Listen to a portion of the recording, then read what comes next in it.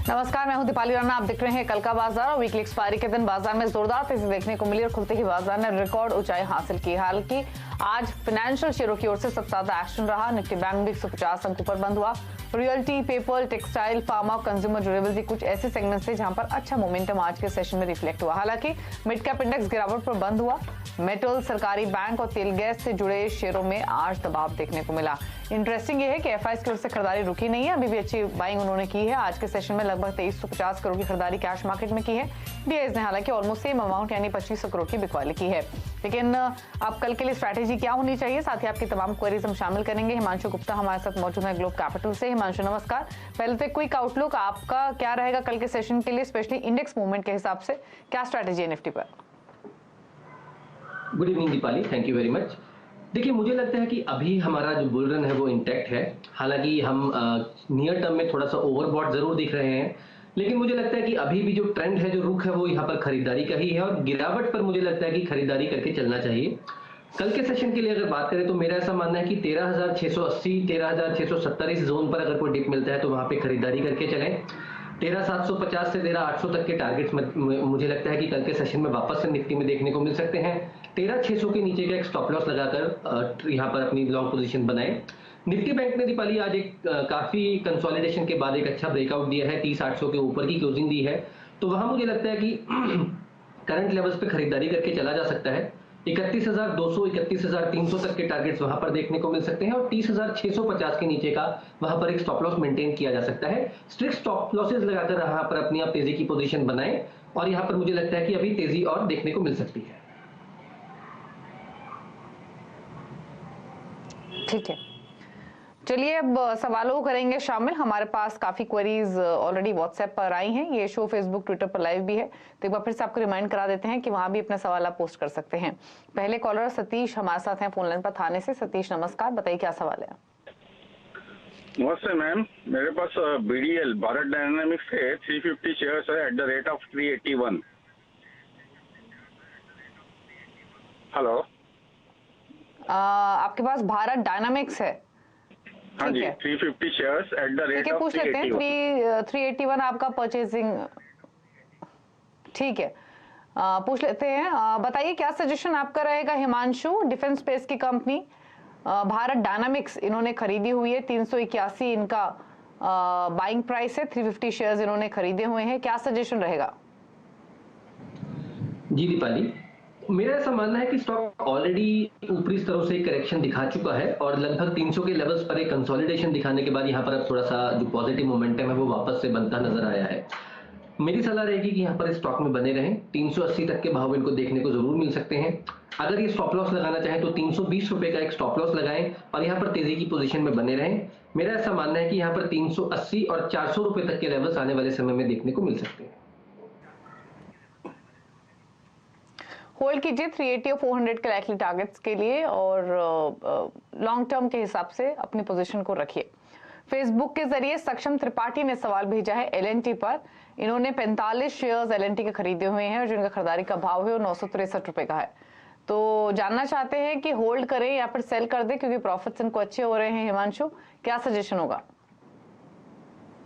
दीपाली जी, मेरी इनको ये सलाह रहेगी कि अगर ये ट्रेडिंग के पर्सपेक्टिव से इन्होंने स्टॉक लिया है तो यहाँ पर 50% प्रॉफिट को बुक कर ले और जो बचा हुआ 50% पोजीशन है उसको 1100 रुपए का एक ट्रेलिंग स्टॉप लॉस के साथ यहाँ पर होल्ड किया जा सकता है। स्टॉक ने थोड़ा लेट यहाँ पर एक रिकवरी दिखाई है और मुझे ऐसा लगता है कि यहाँ पर 1400 रुपए जाने तक का पोटेंशियल एलएनटी में दिखाई पड़ता है। वैसे भी बजट से पहले इस सेक्टर में इस सेक्टर से जुड़े हुए स्टॉक्स में तेजी बनी हुई रह सकती है। तो अगर थोड़ा और समय दे तो 1400 रुपए तक के टारगेट देखने को मिल सकते हैं। पार्ट मुनाफा यहाँ पर ये बुक कर सकते हैं। ठीक है, अगले कॉलर दीपांजु हमारे साथ फोन लाइन पर मौजूद हैं असम से। दीपांजु नमस्कार, बताइए सवाल अपना। Hello ma'am. हेलो, पूछिए। जी मैम, मैंने एमएमटीसी का शेयर्स 800 शेयर्स लिया हुआ है 18 रुपीज 50 पैसे पे, तो उसका क्या करना है मैम? होल्ड करे के?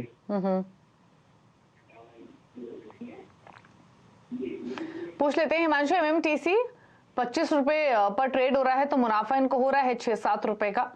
अब ऐसे स्टॉक में अगर प्रॉफिट्स हो रहे हो तो निकल जाना चाहिए या कोई और सजेशन है? दीपाली बिल्कुल, मैं कहूंगा कि काफी अच्छा यहाँ पर इनको मुनाफा हो रहा है, तो यहाँ पर सेम सलाह रहेगी कि कम से कम 50% अपना यहाँ पर प्रॉफिट आप बुक कीजिए, और जो बची हुई आधी पोजीशन है उसमें 21 रुपए के नीचे का एक स्टॉप लॉस लगाकर यहाँ पर आप बने रह सकते हैं। तो उस कंडीशन में भी आपको कुछ ना कुछ मुनाफा यहाँ पर लॉक हो जाएगा। स्टॉक का चार्ट पैटर्न शॉर्ट टर्म में थोड़ा अच्छा है, मेरा ऐसा मानना है कि 34 रुपए तक के भी टारगेट्स यहाँ पर आने वाले कुछ हफ्तों में देखने को मिलेंगे। तो बची हुई आधी पोजीशन आप 34 रुपए के आसपास वहां पर मुनाफा बांध सकते हैं। ठीक है।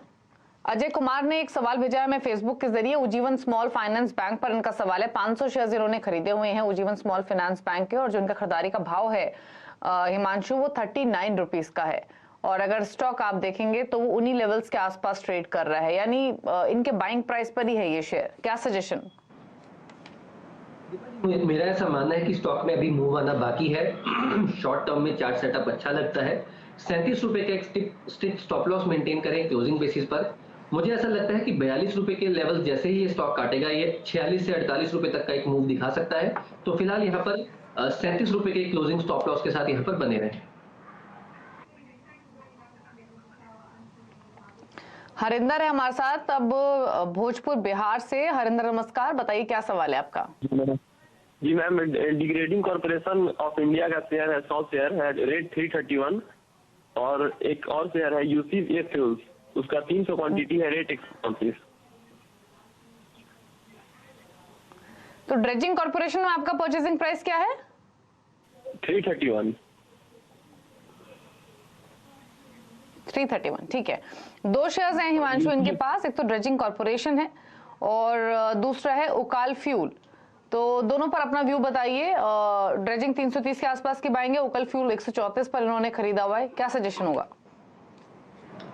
देखिए दीपाली जी, ड्रेजिंग में मुझे लगता है कि पिछले 3-4 दिन का जो प्राइस फॉर्मेशन है वो थोड़ा पॉजिटिव है, और मुझे लगता है कि यहाँ पर एक बड़े मूव की तैयारी हो रही है। तो यहाँ पर शॉर्ट टर्म में 290 रुपए का एक स्टॉप लॉस लगाकर यहाँ पर बने रहें। एक बार स्टॉक 315-320 रुपए के ऊपर निकलता है तो मुझे लगता है कि 350 और फिर 400 रुपए तक के भी टारगेट्स कुछ हफ्तों में देखने को मिल सकते हैं। तो 290 के स्टॉप लॉस के साथ यहाँ पर बने रहें, मुझे लगता है कि यहाँ पर अच्छा मूव देखने को मिल सकता है। और साथ ही साथ यूकाल फ्यूल की अगर बात की जाए दीपाली, तो यहाँ पर भी मुझे ऐसा लगता है कि स्टॉक में थोड़ी सी अपसाइड यहाँ पर बनते हुए देखने को मिल सकती है। 120 रुपए के क्लोजिंग स्टॉप लॉस के साथ मेरी सलाह रहेगी कि यहाँ पर बने रहें। हालांकि 150 रुपए का एक इंपॉर्टेंट रेजिस्टेंस और सप्लाई जोन है, स्टॉक पहले भी 2 बार वहां जाके रुकता हुआ हमें देखने को मिला है। लेकिन मेरा ऐसा मानना है कि कुछ टाइम की कंसोलिडेशन के बाद ये 150 का लेवल जब भी निकालेगा तो मुझे लगता है उसके बाद एक बड़ी मूव यहाँ पर देखने को मिलेगी, जहां पर 180 से 200 रुपए तक के टारगेट्स भी आते हुए देखने को मिल सकते हैं। तो फिलहाल यहाँ पर बने रहें, 120 रुपए का एक क्लोजिंग स्टॉप लॉस मेंटेन करें। 150 तक का पहला टारगेट है, और 150 के ऊपर अगर निकलता है तो फिर 200 रुपए तक के भी टारगेट मीडियम टर्म में देखने को मिल सकते हैं। ठीक है, तो दोनों स्टॉक्स पर आपको सजेशन दिया गया है, उसी के हिसाब से स्ट्रैटेजी आप बना सकते हैं। अगले 2 सवाल ले लेते हैं क्योंकि सेम स्टॉक्स पर ये दोनों क्वेरीज आई हैं। पहले तो ट्विटर पर अंकुर ने एक सवाल भेजा है, अंकुर मेहरोत्रा ने। 500 शेयर्स कोकोयू कैमलिन के 75 के प्राइस पर खरीदे हुए, जानना चाहते हैं कि होल्ड रखें या फिर लॉस पर बेच दे। सिमिलरली SMS के जरिए नैनीत ने सवाल भेजा है पालघर गुजरात से, इनका परचेसिंग प्राइस 68 का है ऑलमोस्ट। तो दोनों ही पोजीशंस में थोड़ा नुकसान है कोकोयू कैमलिन में। एक बार देखिए चार्ट हिमांशु और बताइए क्या सजेशन है। दीपाली, हमने देखा कि 2 ओकेजन्स पर पिछले कुछ दिनों में स्टॉक ने एक ब्रेकआउट देने की कोशिश करी, लेकिन लगभग 72-73 रुपए के पास आकर स्टॉक में थोड़ी सी रैली फिजल आउट होते हुए नजर आई। शॉर्ट टर्म में चार्ट पॉजिटिव है, मेरा मानना है कि यहाँ पर बना रहा जा सकता है। 62 रुपए का एक पोजिशनल स्टॉप लॉस है, जिसके नीचे का आप स्टॉप लॉस लगाकर यहाँ पर बने रहें। 72-73 का अगर यहाँ पर लेवल आने वाले दिनों में टूटता है तो फिर मुझे लगता है कि यहाँ पर 90 रुपए तक के भी टारगेट्स आते हुए देखने को मिल सकते हैं। तो फिलहाल यहाँ पर थोड़ा सा वेट एंड वॉच करें और यहाँ पर बने रहें। थोड़ा रुकिए और 62 का एक स्टॉप लॉस स्ट्रिक्टली मेंटेन कीजिए इस पोजीशन में। राजेश हैं बीकानेर से हमारे साथ फोन लाइन पर। राजेश जी गुड इवनिंग, बताइए सवाल। चलिए राजेश जी से बातचीत करेंगे, लेकिन उससे पहले फेसबुक के जरिए एक सवाल आया है पराग पित्रोदा का। वक्रांगी पर इनका क्वेश्चन है। 52 के आसपास की इनकी खरीदारी है हिमांशु, और जो इनका परचेसिंग प्राइस है वो 52 रुपीज का है। तो इनके भाव से ऊपर है ऑलमोस्ट 3 रुपए। ये स्टॉक होल्ड करें या 1-2 महीने के पर्सपेक्टिव से या निकल जाएं? दीपाली जी, काफी वॉलेटाइल स्टॉक है, लेकिन चार्ट पैटर्न शॉर्ट टर्म में थोड़ा पॉजिटिव है।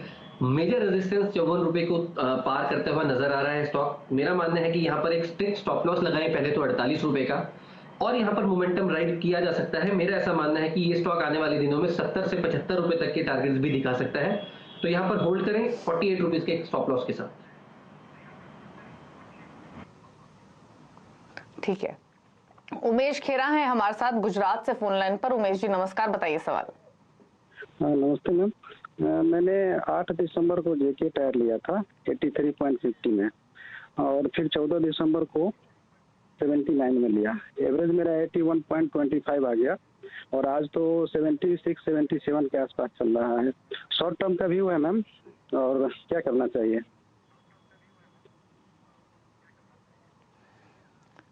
बताइए क्या सजेशन रहेगा। टायर स्पेस में जेके टायर इन्होंने खरीदा है, और इनके बाइंग प्राइस के बाद से तो थोड़ा स्टॉक सॉफ्ट ही रहा है, इसीलिए इनको नुकसान भी हो रहा है।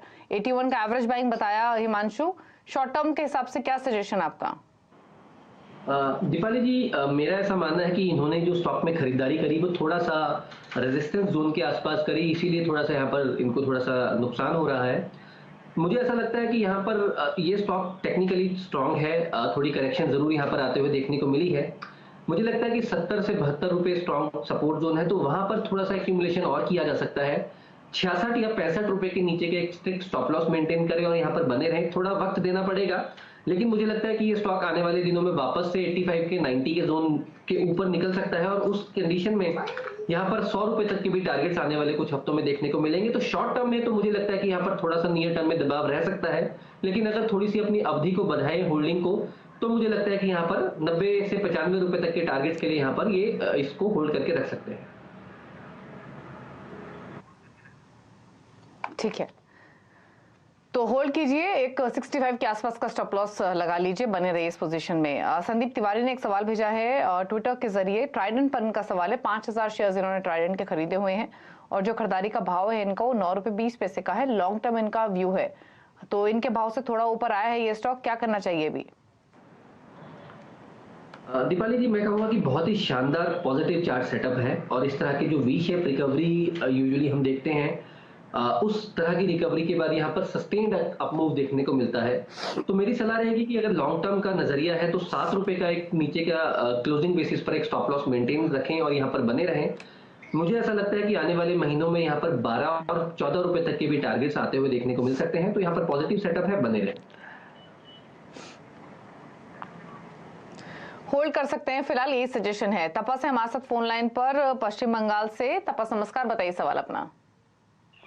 हेलो, मेरा नाम तापस चंद्र है। Good evening ma'am.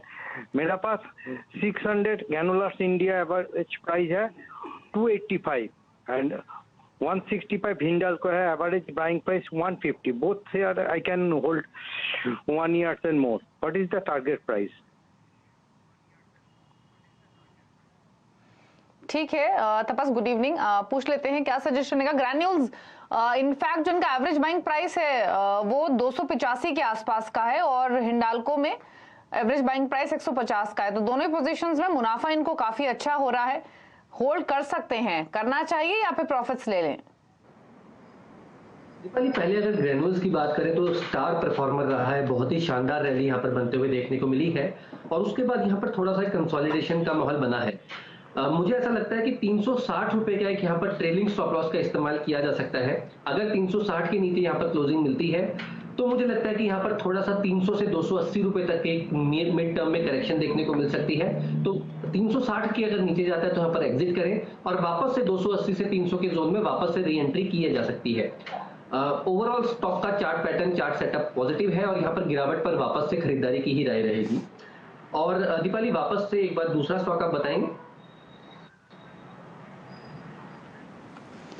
हिंडाल्को। हाँ, देखिए हिंडाल्को भी मैं कहूंगा कि इनको बहुत अच्छा यहाँ पर मुनाफा हो रहा है, और मेटल स्टॉक में हमने वैसे भी देखा कि एक शानदार तेजी हुई है। यहाँ पर भी मेरी सलाह रहेगी कि यहाँ पर 50% अपना जो है वो प्रॉफिट बुक के लिए यहाँ पर लगभग 250 रुपए के आसपास। एक साल के नजरिए से मुझे लगता है कि यहाँ पर 270 से 280 तक के टारगेट्स देखने को मिल सकते हैं, लेकिन यहाँ पर हाफ अगर आप पोजीशन बुक करते हैं तो कोई अगर गिरावट 200-210 रुपए के आसपास मिलती है तो वापस से वहां पर खरीदारी की राय रहेगी और वहां से 280 300 तक के टारगेट्स आने वाले मीडियम टर्म में आपको फिर से देखने को मिल सकते हैं। ठीक है, तो होल्ड करने की सलाह है दोनों ही स्टॉक्स, ये सजेशन है आपके लिए। एक ब्रेक के लिए रुकेंगे, लेकिन ब्रेक में जाने से पहले बात करेंगे सीएनबीसी आवाज और नेशनल स्टॉक एक्सचेंज के स्पेशल कैंपेन इन्फॉर्म्ड इन्वेस्टर के बारे में। आज हम बात करेंगे फाइनेंशियल कमिटमेंट की। अपनी फाइनेंशियल जिम्मेदारी निभाइए। एक निवेशक के लिए जानना बहुत जरूरी है कि समय समय पर फाइनेंशियल कमिटमेंट पूरा जरूर कीजिए आप, नहीं तो भारी जुर्माना लग सकता है। बहुत इंपॉर्टेंट एस्पेक्ट है ये आपकी इन्वेस्टमेंट से जुड़ा हुआ। आपके कॉमेंट्स क्या रहेंगे हिमांशु इस मुद्दे पर? बिल्कुल दीपाली जी, समझदार निवेशक, समझदार इन्वेस्टर वही है जो अपनी फाइनेंशियल कमिटमेंट्स की जो डेडलाइंस हैं उनको मीट करे, प्री प्लानिंग करके इन सब कमिटमेंट्स को ऑनर करे। तो मुझे लगता है कि लंबी अवधि में ये जो कुछ हैबिट्स हैं ये जरूर फ्रूटफुल रहेंगी और इस पर जरूर ध्यान दीजिए। एक ब्रेक के लिए रुक रहे हैं यहाँ पर, लौटेंगे तो कुछ और सवालों करेंगे शामिल। आप देखते रहिए कल का बाजार।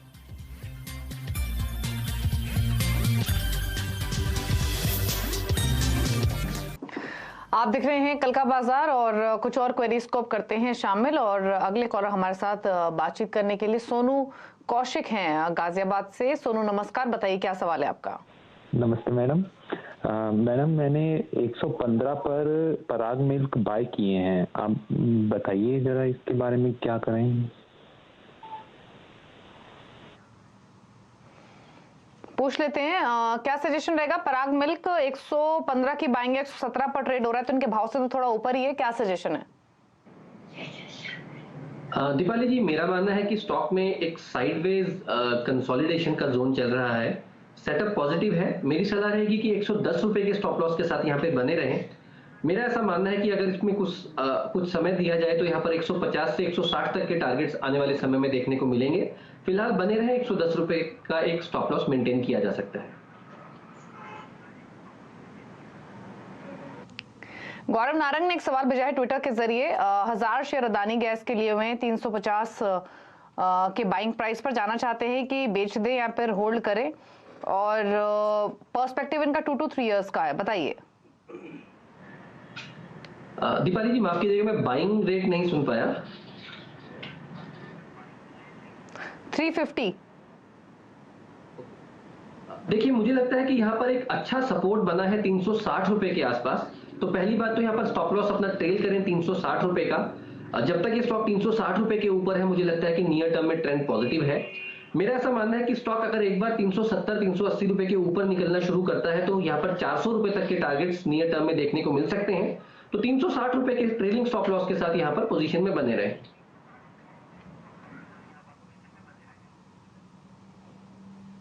जी